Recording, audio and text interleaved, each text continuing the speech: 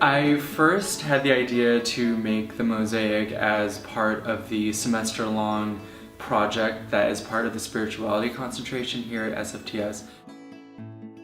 Initially, it was just supposed to be the baptism of Christ, but I couldn't really figure out where that would go other than this back wall behind me.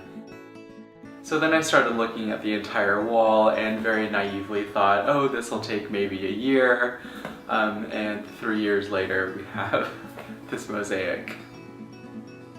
When I was first working on this, I thought most of the tiles would come from broken plates and dishes from the Salvation Army or Goodwill. But it turned out that these pieces would just start coming from everywhere. One time, the Alumni Council actually took some of the old SFTS mugs and they incorporated the breaking of the mugs into a worship service, and the next day they actually came and each put a piece of tile on the mosaic, so that was really special. One of my deepest hopes for the mural was that people would come in throughout the years and look at it and have an experience of the divine that they might not otherwise normally have. We have such wonderful traditions in the church of prayer and worship and singing, but I wanted to add, this other possibility of art and, color, line, and form. Well, there's a lot of symbolism in the mosaic for me. I was going through a very difficult time when I first started working on it, and it kind of dawned on me that, that these could be a symbol of the broken pieces of my life, being put back together to make something new, that God was taking my shattered self and building something new and beautiful out of it. The other things that I think of are the grout in between that holds everything together, and that just makes me think of how God kind of exists in the spaces between us and keeps us together as a community. Well, as the project was coming to a close, it was getting close to graduation, and an ongoing joke between me and the dean was that I wasn't allowed to graduate until I finished the mural.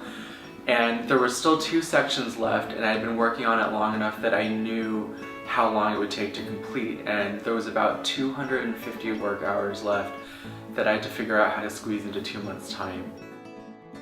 But I was working on the mosaic one night, and all of a sudden this group of students, completely unplanned, just descended upon me, about 8 people in total, and just started helping me with the mosaic.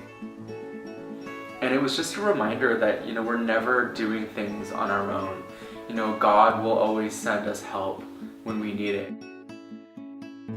The mural has become so much more. It has inspired people to actually transform holy grounds. This has always been a place where students have come together, but it wasn't always as nice as it is now. The mural inspired new floors, new furniture, a new coat of paint on the walls, and this place has really become a hub.